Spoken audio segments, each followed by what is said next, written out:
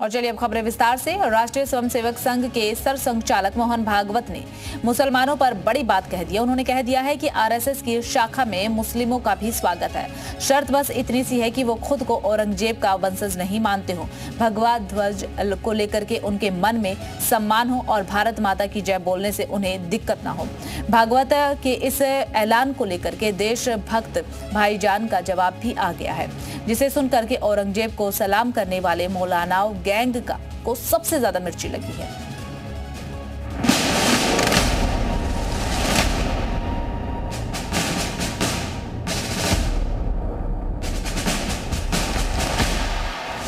चालीस 40,000 साल पूर्व से भारत के सब लोगों का डीएनए आज के लोगों का समान है। संघ प्रमुख ने क्लियर कर दिया है कि समान डीएनए वाले सभी भारतीयों का संघ की शाखा में वेलकम होगा। यानी जो भी भारत माता की जय बोलेगा उसका आरएसएस में स्वागत होगा। और भागवत का ये निमंत्रण सुनकर देशभक्त मुसलमान भी संघ में जाने की तैयारी कर रहे हैं।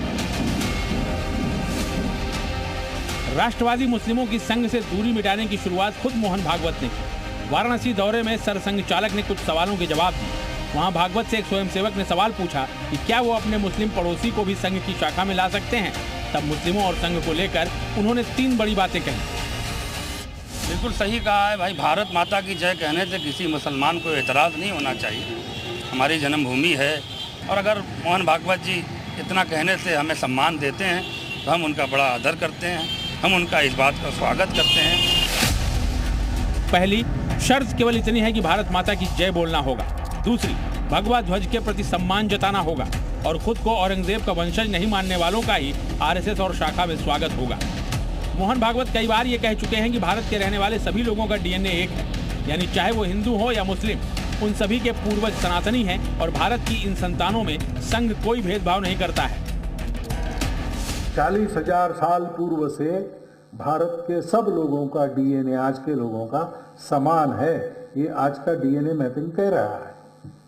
वैसी हवा में बात नहीं की मैंने, वो हुआ है। राखी गढ़ी में से भी वही सिद्ध होता है। तो हम समान पूर्वजों को पहुंचेंगे। उन पूर्वजों के कारण अपना देश फला फूला, अपनी संस्कृति आज तक चलती आई। मुसलमानों को लेकर मोहन भागवत के बयान का सीधा और स्पष्ट मतलब समझिए। भारत माता की जय बोलने वाले यानी राष्ट्रवादी मुसलमान संघ की शाखा में शामिल हो सकते हैं। भगवा ध्वज का सम्मान करने वालों का वेलकम यानी कि भारत की सनातनी संस्कृति का आदर करने वालों के लिए संघ के दरवाजे खुले हुए हैं। और खुद को औरंगजेब का वंशज नहीं मानने वाले मुस्लिमों को छोड़कर सभी मुस्लिमों का स्वागत है। मतलब कट्टरपंथी मुस्लिमों की संघ में एंट्री नहीं हो सकती।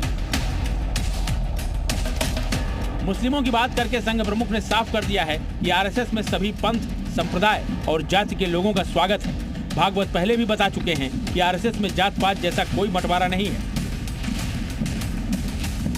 हम संघ में पूछते नहीं।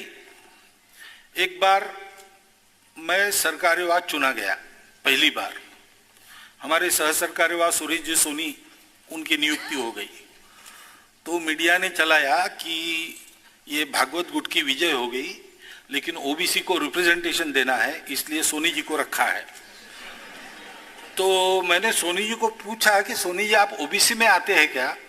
तो उन्होंने थोड़ा सा स्मिता हास्य कर दिया, स्माइल कर दिया और उत्तर नहीं दिया। तो अभी भी मैं सोनी जी कहाँ आते हैं मैं नहीं जानता हूँ। ये संघ में वातावरण है। आरएसएस से मुस्लिमों को जोड़ने का प्लान सुनकर सबसे ज्यादा चिंता मौलाना गैंग को हो रही होगी, क्योंकि कुछ मुस्लिम नेताओं, धर्मगुरुओं और मौलानाओं ने अपने फायदे के लिए मुस्लिमों के बीच संघ के खिलाफ माहौल बना रखा है। अब मुस्लिम संघ की शाखा में शामिल होने लगे तो सबसे ज्यादा मिर्ची ऐसे लोगों को ही लगेगी। हिंदुस्तान के मुसलमान को भारतीय जनता पार्टी और आरएसएस के लोगों को सर्टिफिकेट की जरूरत नहीं है। अगर मुसलमानों को आज की तारीख में जोड़ना है तो ये औरंगजेब से, अकबर से, हुमायूं से क्या लेना देना। आज भारतीय जनता पार्टी और आरएसएस के लोग पूरी तरीके से इस देश में नफरत का माहौल बनाने की कोशिश कर रहे हैं।